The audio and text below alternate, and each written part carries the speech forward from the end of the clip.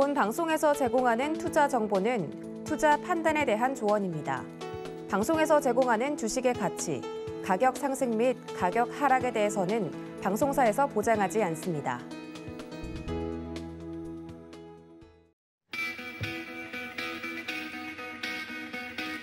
안녕하세요. 고수익 작전 타임의 이수연입니다.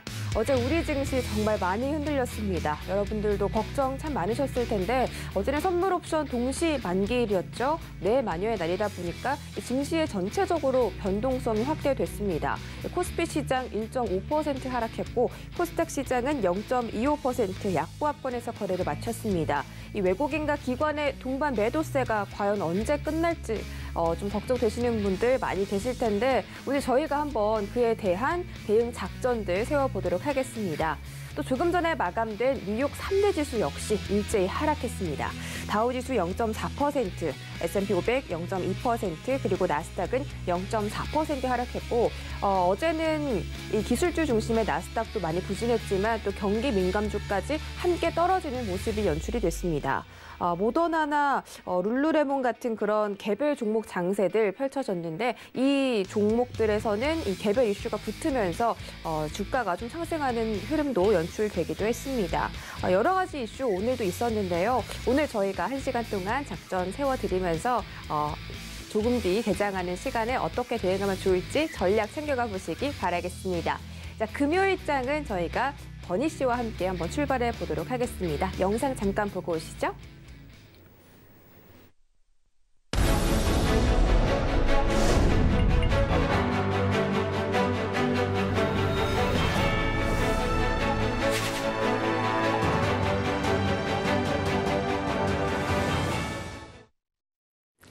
네, 본격적으로 버니와 함께하는 미국 주식 이야기 시간 출발해 보도록 하겠습니다.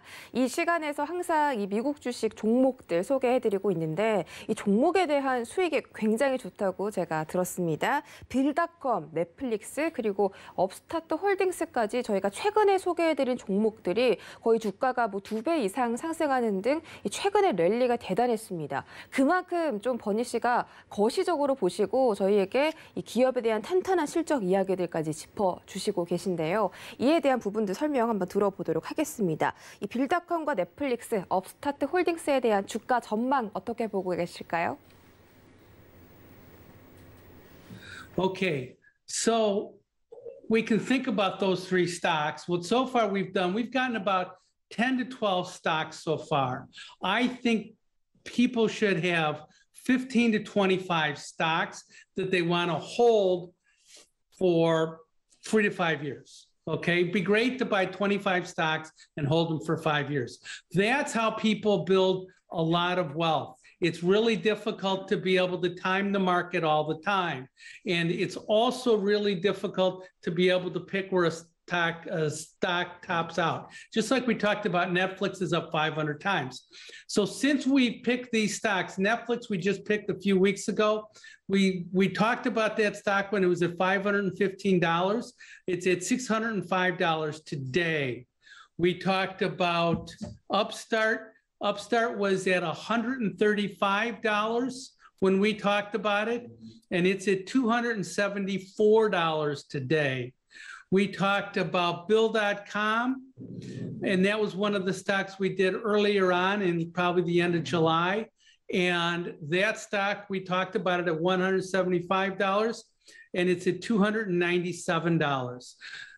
The object of the game is to get enough stocks that are good, that beat the market. And when I talk about beating the market, I'm always like saying, here's a chart that I want to compare it to. And I take that stock and I look at it relative to the index that it's in or the ETF that it's in or the market as a whole. And I use the NASDAQ 100 as my proxy. I like the NASDAQ 100 because it moves a lot. And when it goes up a lot. And I want to have the stocks that are pulling that NASDAQ 100 higher. So that's what I think about. All the stocks we picked, nobody's down very much at all. And the market really hasn't done a whole lot since then. And I don't think September's going to be that big either. But you can still find great stocks in the market all the time. 네, 마지막에 항상 이렇게 좋은 주식을 찾을 수 있다라고 말씀해 주신 게 왜 이렇게 든든한지 모르겠습니다. 빌닷컴과 넷플릭스 그리고 업스타트 홀딩스까지 다시 한번 리뷰해보는 시간 가져봤고요. 본격적으로 좀 질문 넘어가 보도록 하겠습니다. 이 미국 현지에서는 지금 허리케인 아이다가 돌풍을 일으키면서 현재 피해가 심각하다고 들었습니다. 이 석유 시설까지 생산량이 80% 정도 가동이 중단되면서 석유 시장 그리고 이 크루드 오일 가격까지 좀 피해를 받는 그런 모습이었는데 아이다가 미국 선물 가격에 어떤 영향을 주고 있을까요?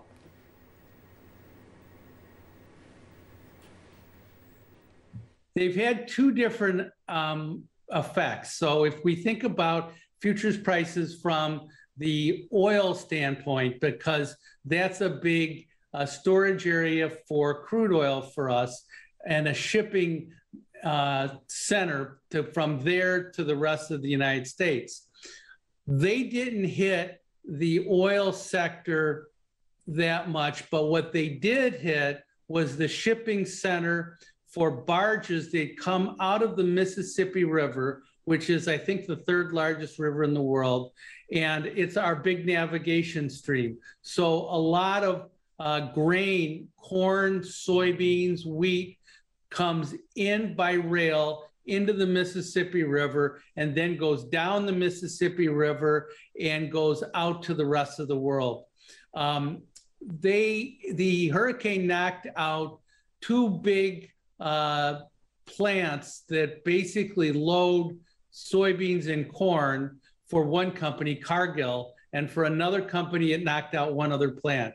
So what's happened to us is because we can't really ship those soybeans and corn because we can't load them onto vessels, those beans are really staying in the United States and that corn's really staying in the United States. And so what's happened is they're repurposing those and our prices have gone down because now we realize we've got to use those grains as opposed to selling them out export-wise.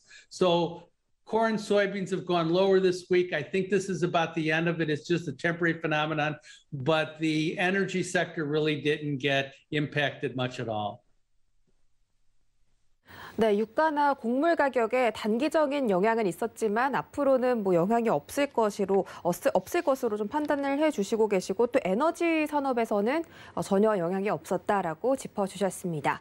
자, 본격적으로 오늘 좀 소개해드릴 종목에 대해서 알아보도록 할 텐데요. 오늘은 인공지능을 활용한 광고 플랫폼 서비스 기업인 더 트레이드 데스크 TDT라고 합니다. 한번 자세하게 설명 들어볼까요? So there has been a big shift in advertising in the industry.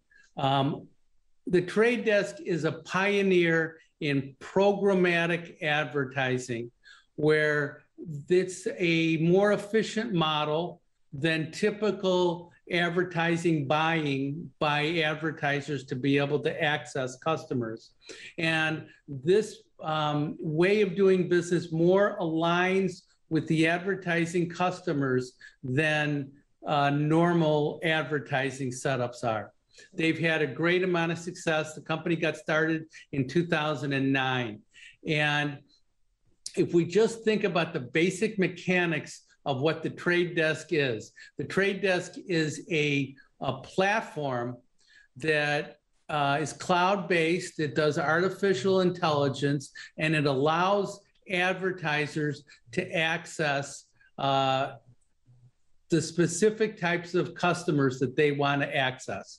So it also is able to access customers via web, via mobile, via video, any types of social media. It promises better targeting and it provides more granular feedback to the advertiser. So if we think about this, okay, let's say you're a female between 30 and 40 years old and you want to buy a certain pair of shoes. The Trade Desk, with their artificial intelligence, can sift through all the information they have and be able to access your advertising dollars to be able to find the buyer the female buyer, ages 30 to 40 years old, that wants to buy a certain pair of shoes. They do it as effectively as anybody. And they're doing it because they're able to target who those buyers are by looking at everything that every piece of information they have in terms of web traffic, what sites you click, what things you want, that sort of thing. So it's a lot better than the typical way that people were trying to do before, which was, let's say we want to access 18 to 49-year-old demographics. This is more of a platform-based artificial intelligence where they can optimize exactly how much the advertiser wants to spend and how they want to budget it, whether that's being on a specific budget, whether it's being a geographical optimization, whether it's being the specific target audience. Now, the Trade Desk doesn't own any advertising space. They don't advertise themselves. They have no advertising inventory. They just provide the platform for you to access it. 네, 정말 이 시대에 딱 필요한 그런 기업이라는 생각이 듭니다. 광고의 공급 그리고 고객의 수요를 딱 충족시켜주는 그런 플랫폼인 것 같은데 이 더 트레이드 데스크에 대해서 사업 내용 좀 구체적으로 짚어주시고요. 또 어떤 성장 동력이 있는지까지 설명해 주시겠어요? Well, let's think about a few examples. Let's think about billboards, okay? How do they know if people that have seen a billboard that they'll actually make a purchase? Another example, what type of age bracket of people are watching a television show? Do they really know? Let's say a grandmother and a child are watching the same video ad. Well, are you wasting viewers because either that child is the proper person to watch it in terms of advertising or the grandmother, but certainly not both. So what happens is that you are hurting yourself by spending more money that you didn't need to spend. And on top of that, you're focusing on viewers that you don't really need, and you're overloading those viewers with too many ads.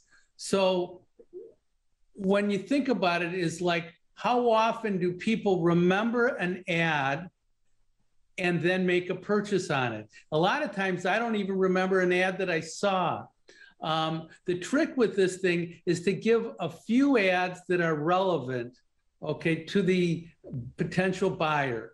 And the Trade Desk probably does that as effectively as anybody.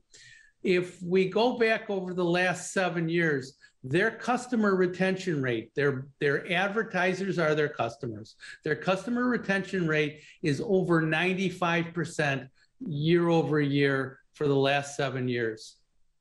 So this artificial intelligence is putting the advertisers and the customers together. It's a great model, and the way their artificial intelligence works, this constantly updating. They've already updated it 47 times this last year. So the digital ad market is about $646 billion estimated for 2024. That's a huge opportunity. The Trade Desk has about 836 million in total revenues. So it's a very small piece of a very large pie. The big drivers of why the Trade Desk can succeed are the fact that they're smart TVs. They call them CTVs, okay? Smart TVs are access to internet. Shopping ads, I'll talk about that in a second, and then the international growth. Well, the smart TVs, the Trade Desk right now has access into 80 million households to be able to advertise. Shopping ads, the Trade Desk has just done a joint platform with Walmart. Walmart's the world's largest retailer. And what Walmart wants to do with the Trade Desk is to be able to put the shopping data and the sales data and put them together and to be able to better match what the shoppers want to buy with what the sales data indicates. So they can better target those ads and then they can measure the results. Internationally, right now, over 88% of all the revenue is done in North America. But the international market is twice as big as the North American market. So there's tremendous potential for growth. Lately, the international growth has been growing faster than the North American growth. 네, 디지털 광고 시장이 2024년까지 어마어마한 성장을 할 것이다라고 예측을 해주셨고 그만큼 매출도 또 따라올 것이라고 말씀해 주셨습니다. 필요한 고객에게만 집중적으로 광고가 노출되기 때문에 광고주한테는 정말 더할 나위 없는 그런 서비스일 것 같은데요. 그렇다면 이 더 트레이드 데스크에 대한 전망, 앞으로의 전망에 대해서는 어떻게 보고 계십니까? Well, the trade desk, I believe, really gives the advertising buyers, their customers, exactly what they want. Programmatic advertising has great potential because it highly targets the audience, and you can go back because of all this data and provide measurable results as to how successful you were. The total ad spending for the last year was $652 billion. Programmatic advertising was only 5% of that. Of that 5%, the trade desk only had 3% of that 5%. So the trade desk has tremendous potential to grow. I think it's really exciting. I think the company is well positioned to go forward. 네, 오늘 더 트레이드 데스크에 대해서 짚어드렸습니다. 광고와 광고주들 그리고 소비자들과 함께 성장을 해나가는 그런 플랫폼이고요. 앞으로 이 시장이 유망한 만큼 이 기업도 좀 국제시장으로 진출하면서 점점 파이가 커지는 그런 모습들 기대해 보도록 하겠습니다. 오늘 나눠드린 주식 이야기들은 유튜브 서울경제TV 채널에 다시 한번 업로드 되니까요. 또 궁금하신 부분들이 있다면 유튜브로 놀러와 주시고 또 댓글로 버니한테 궁금한 점들이 있다면 댓글로 한번 남겨주시면 감사하겠습니다.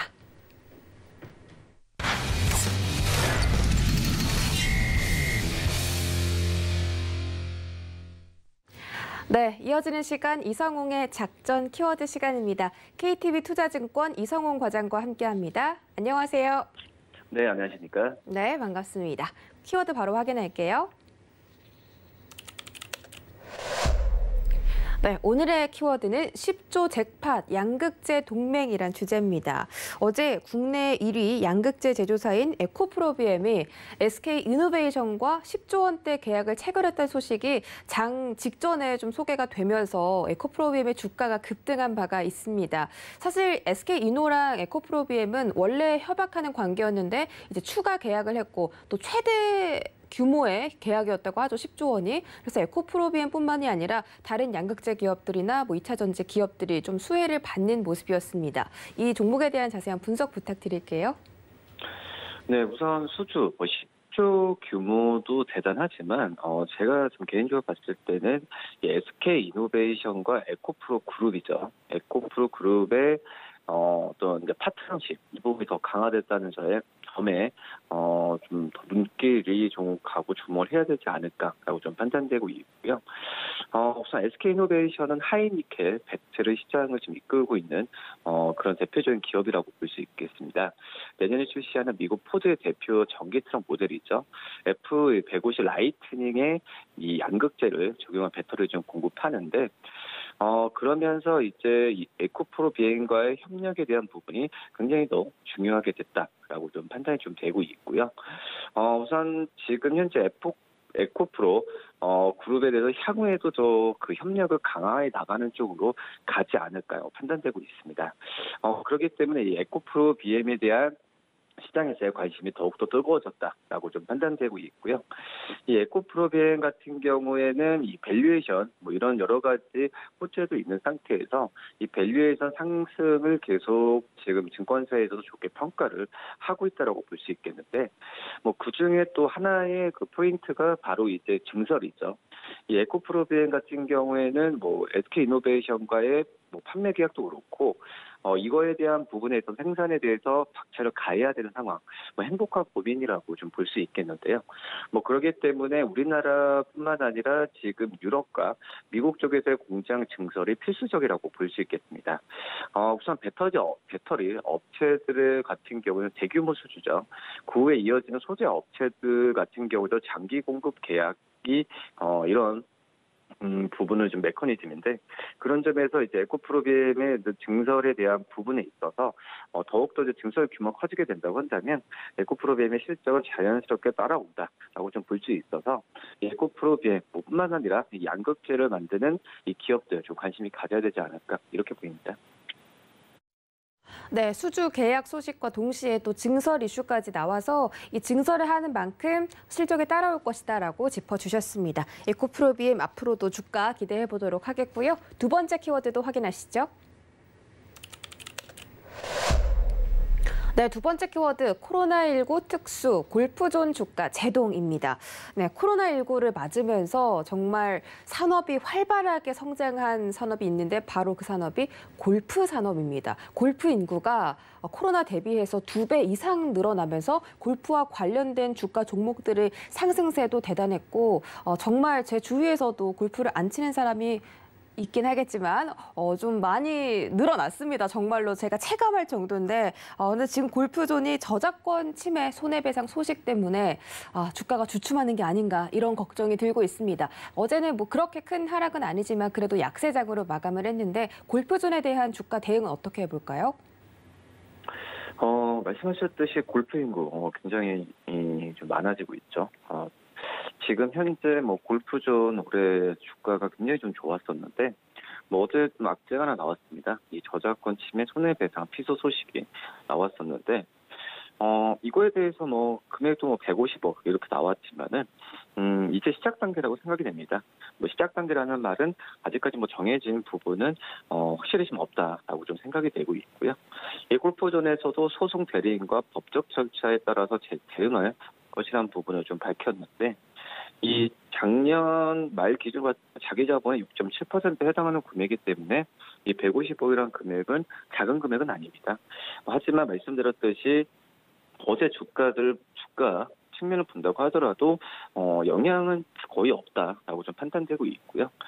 그만큼 이 골프존에 대한 이 어떤 기업에 대한 가치, 여러 가지 지금 말씀하셨던 골프 인구의 증가를 본다고 하더라도 충분히 골프존에 대한 어떤 상승 여력이 오히려 더 있지 않나 이렇게 판단되고 있고요.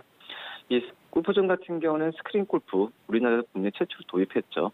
당연히 뭐 시장 점유율 1위를 지금 기록하고 있는데, 국내 쪽뿐만 아니라 외형 성장, 그리고 이 해외 쪽에서의 외형 성장이 같이 지금 받쳐주고 있는 상황이기 때문에 이 골프존에 대한 실적에 대한 기대감은 더욱더 점점 커지고 있다라고 판단되고 있고요.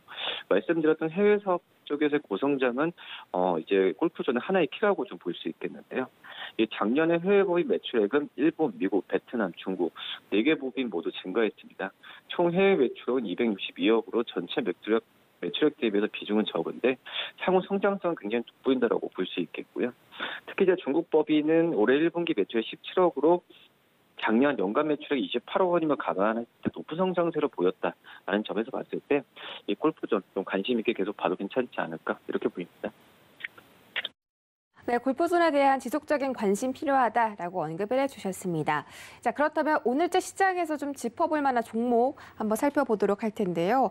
최근에 철광석 가격이 하락하는 데 반해 유통 가격은 상승하면서 이 철광석에 대한 제품 스프레드가 좀 개선이 됐습니다. 그에 따라서 철광 섹터들, 종목들, 기업들 수혜받고 있습니다. 그래서 현대제철 하반기 주가가 견조할 것이다라는 평가가 이어지고 있는데, 현대제철 지금 투자해봐도 좋을까요? 네, 뭐 이렇게 많이 올라왔다라고도 볼 수 없죠. 지금 현재도 충분히 저평가 매력이 있는 종목이라고 볼 수 있겠고요. 이 현대제철 같은 경우에는 품목의 대표적인 두 개입니다.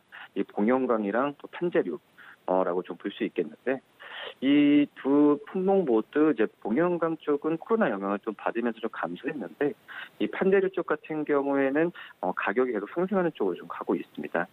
우선 그 원재료가 있겠죠. 철스크랩, 철광서, 이 원료탄에 대한 투입 원가 모두 전분기 대비는 상승했으나 판매 단가 인상폭이 원재료 투입 원가 상승폭을 상회하면서 스프레드는 계속 좀 개선되는 추세로 가고 있다라고 좀 볼 수 있겠고요. 그렇기 때문에 지금 현재 중국 쪽에서도 약간의 그 환경 규제 때문에 중국 경쟁 기업들의 어떤 생산량을 좀 낮추는 경우가 있는데, 그렇기 때문에 우리나라의 이 기업들, 이 판재를 만드는 기업들한테는 오히려 좀 기회이지 않을까라고 판단되고 있고요.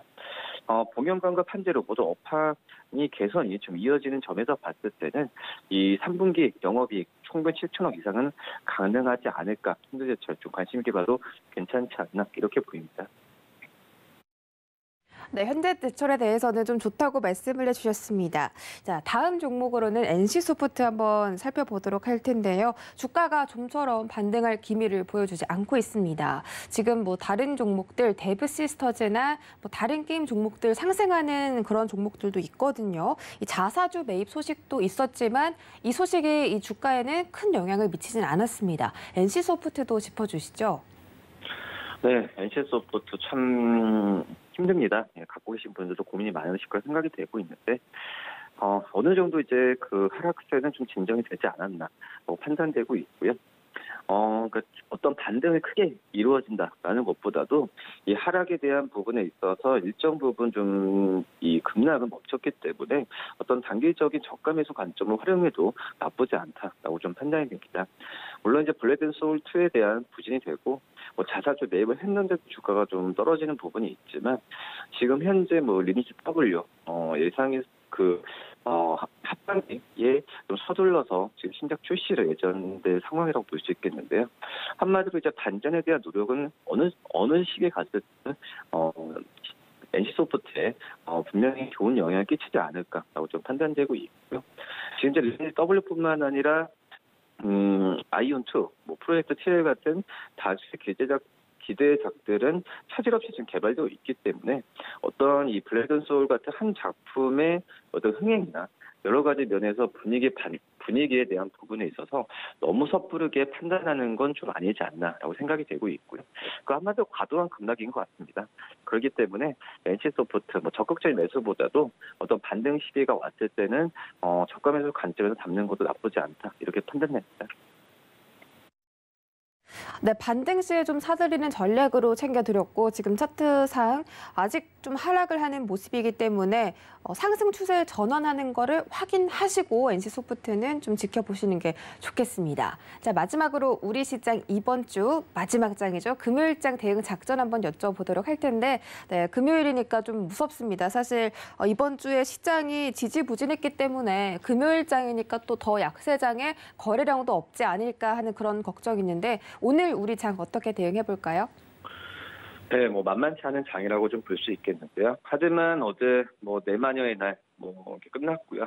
제가 봤을 때는 지금 시장에 대해서 어떤 그 적극적인 모습을 보이는 건 아니라고 좀 생각이 되고 있고요. 지금 현재 우리나라에서 상승 모멘텀은 전무하다시피 합니다. 우선 뭐 환율이나 여러 가지 면에서 외국인들의 매수를 쉽게 이끌 수 있을 만한 장은 아니라고 판단되고 있고요. 하지만 이 현금화를 하거나 적극적인 어떤 주식 포트를 바꾸는 건 아니라고 좀 생각이 되고 있고요. 지금 현재는 좀 지켜봐야 되는 건 맞다라고 판단되고 있고, 오히려 오늘 지금 외국인과 기관 쪽에서의 어떤 매수가 어느 정도 폭이 들어오냐에 따라서 다음 주를 대비하는 어떤 전략을 갖고 가는 게 낫지 않을까라고 생각이 됩니다. 다만 어떤 종목들을 매수한다는 관점에서 봤을 때는 이 성장주 그리고 각복과대 이 수출주나 이런 종목들에 대한 관심을 가지는 게 낫다라고 판단되고 있고요. 경기도나 우려가 좀 얘기하고 있는데 그에 비해 경기 민감 업종도 경기 민감 업종보다도 말씀드렸던 이 NC소프트 그리고 최근에 많이 떨어졌었던 이 카카오를 중심으로 이 성장주에 대한 좀 관심을 좀 저가 매수 관점에서 담는 전략이 좀 유효하지 않나라고 생각이 되고 있고요. 말씀드렸던 에코프로 베임이나 개별적인 호재에 있는 종목들에 대해서는 또 신고가를 기록하고 있는 종목들은 과감하게 베팅하는 전략도 나쁘지 않다. 이렇게 좀 조심스럽게 좀 말씀드리겠습니다. 네, 성장주에 주목하라라고 말씀해 주셨고 최근에 낙폭 과대가 있었던 그런 수출주들도 관심을 가져보자라고 말씀해 주셨습니다. 오늘 시장에서 정말 힘있게 상승하기를 바라겠습니다. 지금까지 KTB 투자증권 이성훈 과장과 함께했습니다. 고맙습니다. 네, 감사합니다.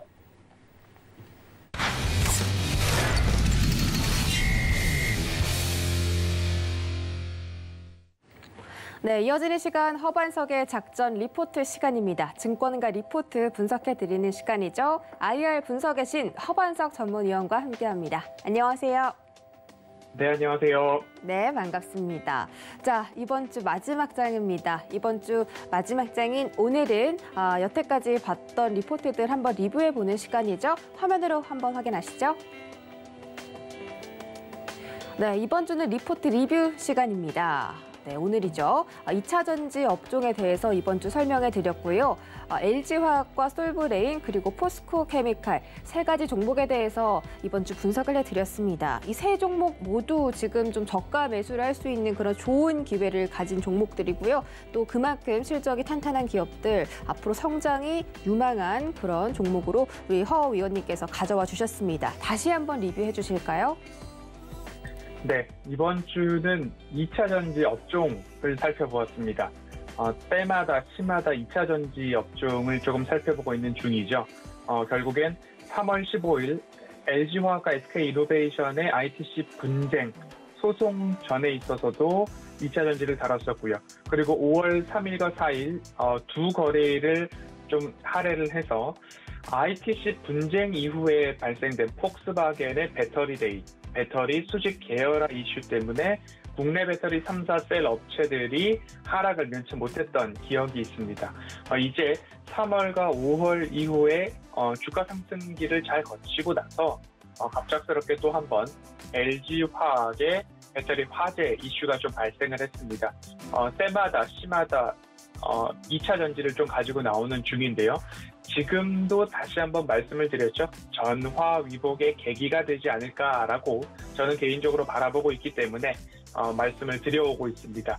그리고 또 한 가지로 말씀을 드려본다면 이제는 2차 전지 쪽에 있어서는 소재의 혁신이 중요하다라는 말씀을 좀 드려왔습니다. 그렇기 때문에 2차 전지 소재에 있어서도 배터리의 혁신, 배터리의 성능 개선을 위해서는 소재 개발이 충분히 이루어져야 된다. 그렇게 된다면 주행거리의 증가, 충전 속도의 단축, 화재로부터의 안전성 증가, 그리고 추운 날씨에도 적당한, 오히려 춥거나 덥거나 할 것 없이 늘 동일한 퍼포먼스가 나오게 하기 위해서도 소재의 혁신이 필요하기 때문에 최근 어마어마한 상승을 보이고 있는 소재 기업들이 있었죠. 에코프로비엔, 천모, LNF, 그리고 코스모 신소재, 나노 신소재, 동진 세미캠, 대주전자재료, 일진 머트리얼즈, 솔루스 첨단 소재, 후성, 덕산 테코피아, 동아일렉트로, 솔브레인, SKI 테크놀로지, 포스코 케미칼까지도 함께 좀 살펴보았습니다. 이런 이야기들을 3월과 5월 각각 해드렸기 때문에 꼭 작전 리포트를 시청하시고 매수에 동참하시거나 주의 깊게 관찰하셔서 포트폴리오나 계좌에 담으셨던 분들은 좋은 수익이 나셨지 않았을까라는 말씀을 좀 드려보겠습니다. 어느덧 9월입니다. LG화학의 배터리 화재 건이 있었지만 결론적으로 월요일 말씀드렸던 것이 여기서 대세 하락으로 전환인가, 여기가 이제 배터리 셀 업체들의 끝인가라는 질문을 주신다면 절대적으로 아니다. 구조적 혹은 2차 전지 산업 전반의 문제가 아니기 때문에, 그리고 해결하면 되고 해결할 수 있는 문제다라고 보고 있고, 셀 업체들도 새로운 기술을 개발하고 있고, 도요타로부터 최근 전해져 오는 소식들이 꿈의 배터리, 전고체 배터리에 대한 이야기가 나오고 있습니다. 그러자 삼성 SDI에서도 전고체 배터리에 대한 연구 개발 지속적으로 진행 중이다라는 보도도 나오고 있기 때문에 2차 전지 섹터, 날이 다시 밝기를 기다리면서 날이 밝기 전, 동트기 전이 가장 어두웠다라는 말씀을 드리면서 보유자분들 좀 힘내셨으면 좋겠고요. 배터리 완성 기업 3월 15일 공포를 기회로 말씀을 드렸고요. 5월 들어서는 셀 업체뿐만 아니라 소재 기업 집중해 보시자라는 말씀을 드렸습니다. 이제부터는 어느 기업이 저렴한가, 어느 기업의 이익이 성장하는데도 불구하고 가격적으로 매력적인 구간에 진입해 있는가, 허반석의 모멘텀 체크리스트를 보시면 차트상 저위험 구간이라는 말씀을 드려오고 있죠. 그 기업들을 찾으시는데 좀 더 집중해 보셨으면 좋겠다라는 말씀을 월요일 대신증권과 하나투자증권, 하이투자증권 리포트를 살펴보면서 말씀을 드렸고요. 화요일 이제 종목 리포트로 넘어와서 LG화학을 다루었습니다. 조정이 왔는데 이 조정이 다시 만난 기회인가라는 말씀을 드리면서 결론은 전화위복의 계기, 기회가 되었으면 좋겠다라는 말씀을 좀 드렸습니다. GM, 볼트 화재건, 폭스바겐의 ID3 화재건, 미국에서부터 불어온 ESS 화재건까지도 LG화학을 짓누르고 있는 이슈들이 동시다발적으로 좀 터졌습니다. 그렇기 때문에 앞으로 고민할 문제는 충당금이 더 늘어날 것인가, 그리고 파우치형에 집중되어 있는 LG화학, LG에너지솔루션의 포트폴리오는 무난할 것인가, 그리고 안전성과 신뢰 회복의 문제가 앞으로 고객사죠. 완성 자동차 업체들로부터 얼마만큼의 신뢰 회복이 이루어질 수 있을 것인가에 대한 부분들이었습니다. 하지만 매출액과 영업이익은 여전히 견조하다라는 말씀을 드려왔고요. 그리고 LG화학이 에너지솔루션이 분할된 이후에 그러면 배터리와 무관한 회사가 되는가에 대한 부분이었죠. 결국엔 케미컬 화학 부분이 조금 더 강세를 이루면서 LG화학의 캐시 카우, 그리고 LG화학의 사업 포트폴리오를 탄탄하게 이루어 나갈 수 있다라는 말씀을 드리면서 2차 전지 쪽으로는, 배터리 쪽으로는 소재 부문의 혁신을, 소재 부문의 개발을 이어나갈 것이다. 제2의 2차 전지가 될 수 있다라는 그런 포부를 밝히고 있는데요. 과거 2차 전지의 성장세를 이제는 첨단 소재 개발 쪽으로 집중해 보겠다라는 이야기입니다. 배터리 셀 생산에 따른 성장성이 2차 전지가 연평균 27%씩 14년부터 6년간 성장을 해왔습니다. 그러면 앞으로 이 첨단 소재 부문에서도 20년도부터 앞으로 26년도까지 연평균 20% 플러스 알파의 성장성을 목표로 삼고 있는 LG화학입니다. 분할 이후에도 여전히 LG화학은 배터리와 관련이 있는 회사다. 배터리는 24년도까지 여전히 부족하다. 글로벌 전기차 침투율은 올해, 지난해 모두 다 한 자릿수에 불과했다. 그렇기 때문에 배터리 출하량이 연평균 81% 성장을 하고 있고요.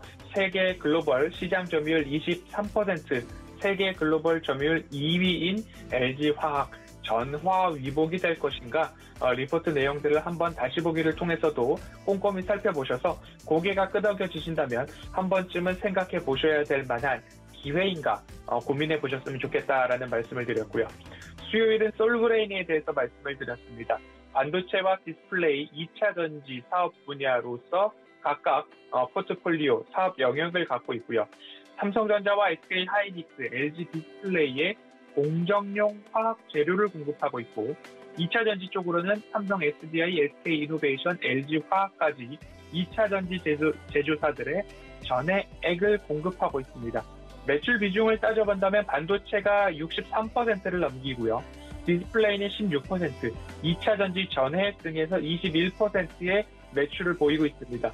반도체, 디스플레이, 2차 전지 하면 유망한 산업군으로 포트폴리오가 잘 꾸려져 있기 때문에 한번 관심을 가져보자라는 말씀을 드렸고요. 공장 가동률을 본다면 상반기 기준으로 반도체 부문에서 80%, 디스플레이 부문에서 59%, 2차 전지 전해액 부문에서 90%의 공장 가동률을 보이고 있기 때문에 그리고 2차 전지 소재 부문에서 시장 점유율이 30%나 되고 있는 기업이 솔브레인이다라는 말씀을 드렸습니다. 앞으로 매출액 증가에 대한 부분들, 전액이 원가, 원재료에 해당하는 부분에 원가 상승이 있었기 때문에 2분기 실적은 조금 저조했으나 3분기부터는 이 부분 충분히 감안해서 다시 한번 복구가 가능하다. 매출 그리고 영업이익의 회복이 가능하다. 그에 따라서 반도체 디스플레이 2차 전지 부문까지 전 사업 부문의 수익성이 3분기 개선이 되고 올해 연간 매출액은 어마어마하게 상승을 해서 매출액은 전년 대비 13%, 영업이익은 전년 대비 3%, 결국 역대 최대 실적을 경신해 나갈 것이다 라는 전망치가 나오고 있습니다. 그래서 키움증권과 DB금융투자 모두 다 실적이 우상향한다라는 이야기가 나오고 있고요. 반도체에서도 삼성전자의 신규 3D 낸드 투자 집행에 따른 수혜까지도 이야기가 나오고 있습니다. 더욱이 유보액과 유보금이 높아지고 있고 부채 비율이 줄어들고 있는 재무가 건전한 기업이다라는 말씀까지 드렸습니다.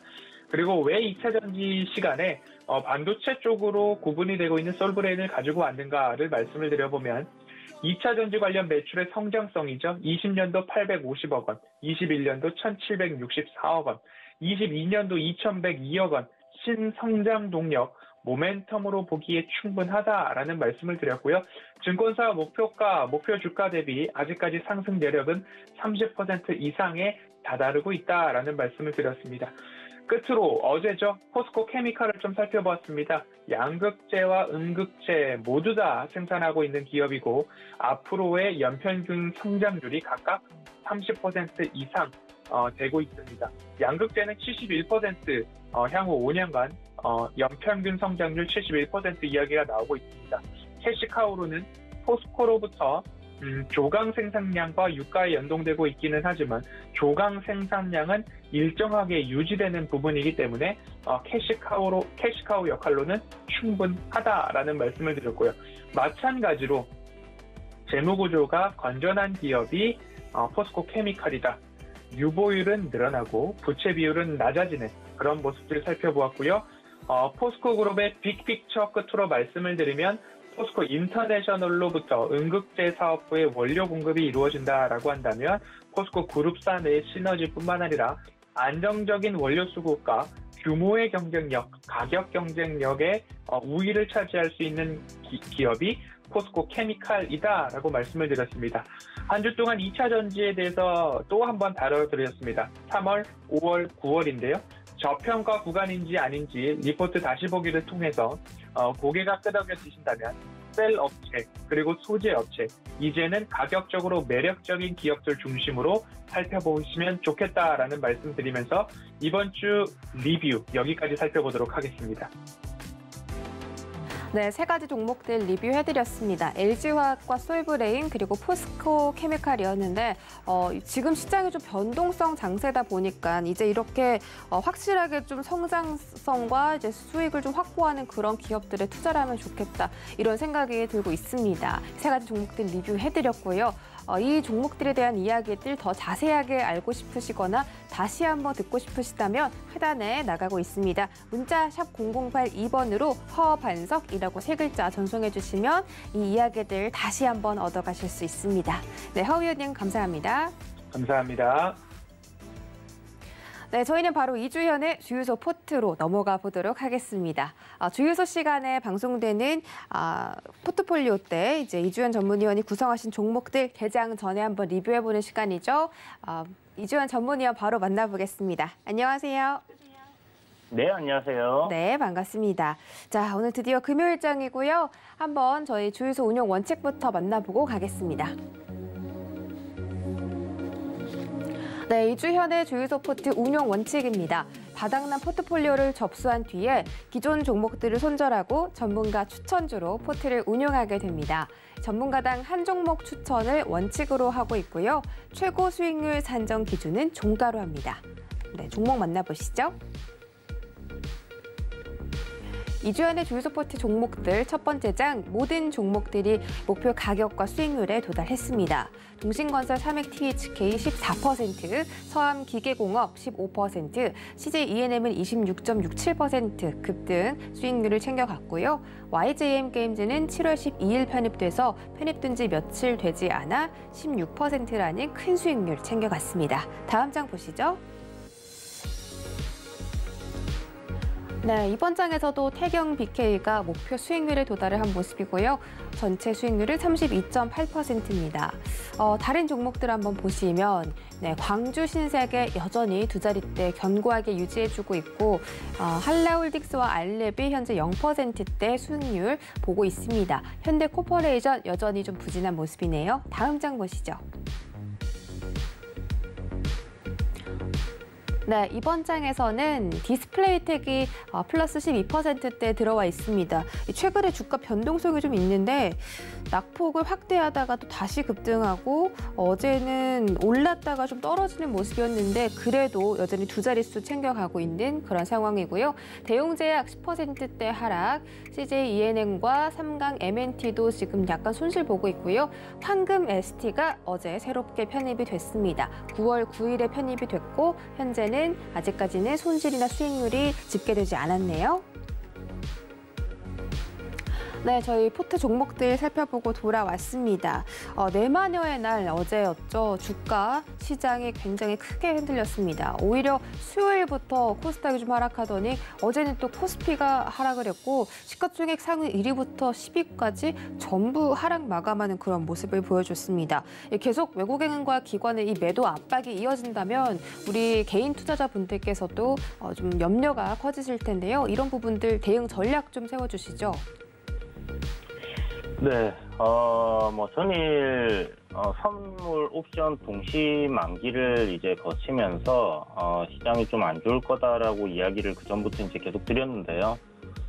이유는 다들 알다시피 외인들이 한 3개월 가량 현물부터 선물까지 계속적으로 매도 포지션을 쌓아왔고, 옵션까지 이제 풋옵션으로 이렇게 잡혀 있었던 상황에서 한 이틀 정도 해지 차원의 콜옵션 정도 이제 베팅이 들어왔었습니다. 그렇기 때문에 하방의 가능성을 좀 더 열어놓고 봤어야 되는 게 맞지 않았나라는 생각이 들고요. 우리가 지난번에 이제 좀 급격하게 8월 중순까지 이제 조정이 나왔던 장을 겪으면서 제가 이제 저점 구간에서부터 반등장이 이제 올 거다라고 이제 이야기를 드린 이후에 시원하게 좀 올라왔어요, 나름.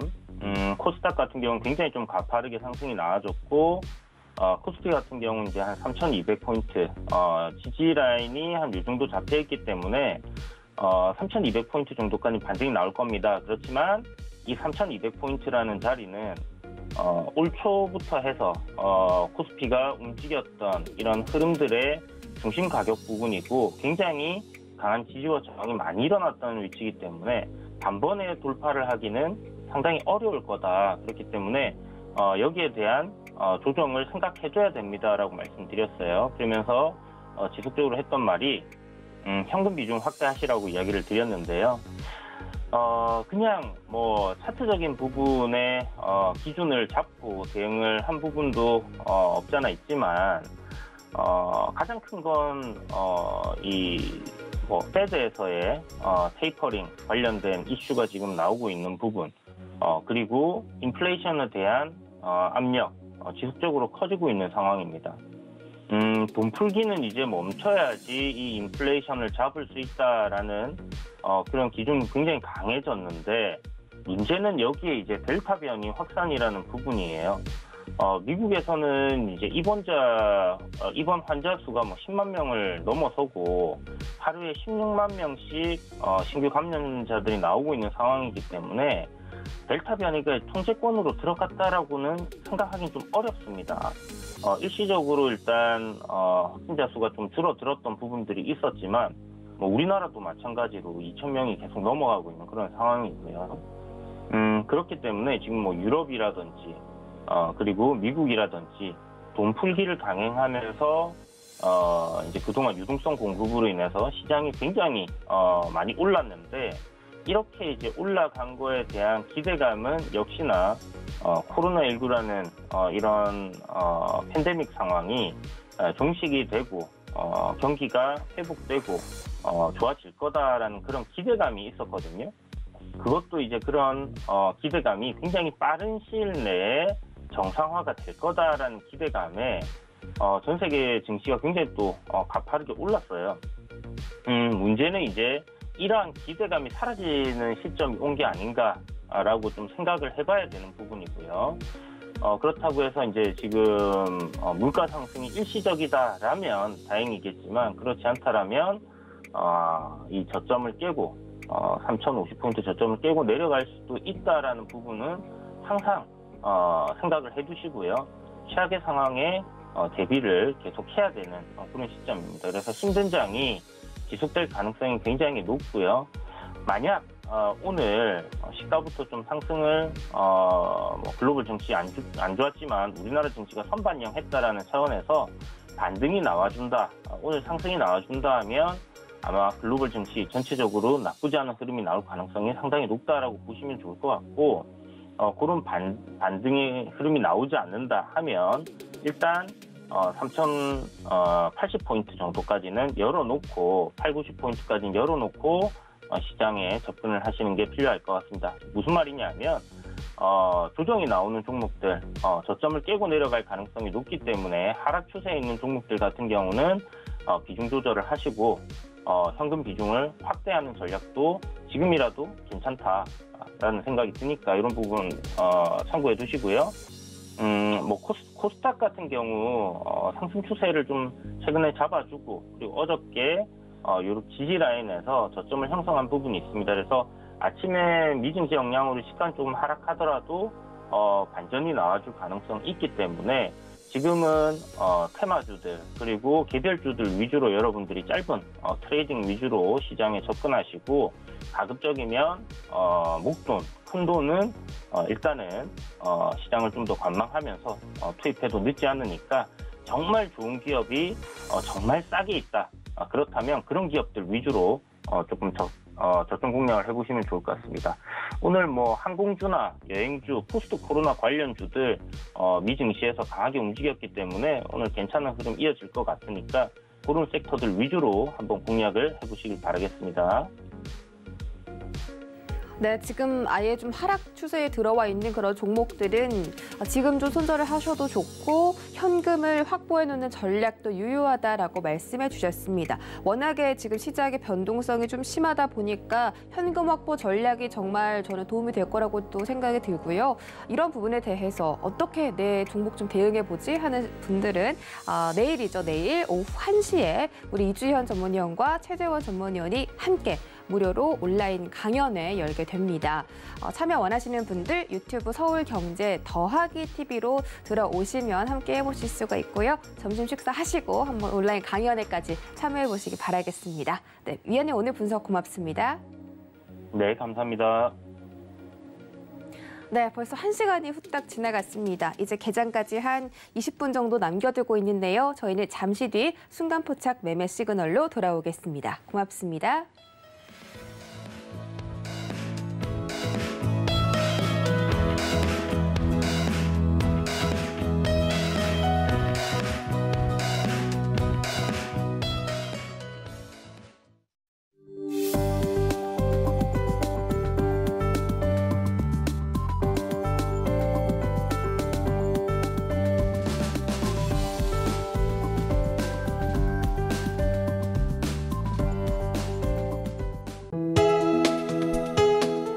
본 방송에서 제공하는 투자 정보는 투자 판단에 대한 조언입니다. 방송에서 제공하는 주식의 가치, 가격 상승 및 가격 하락에 대해서는 방송사에서 보장하지 않습니다.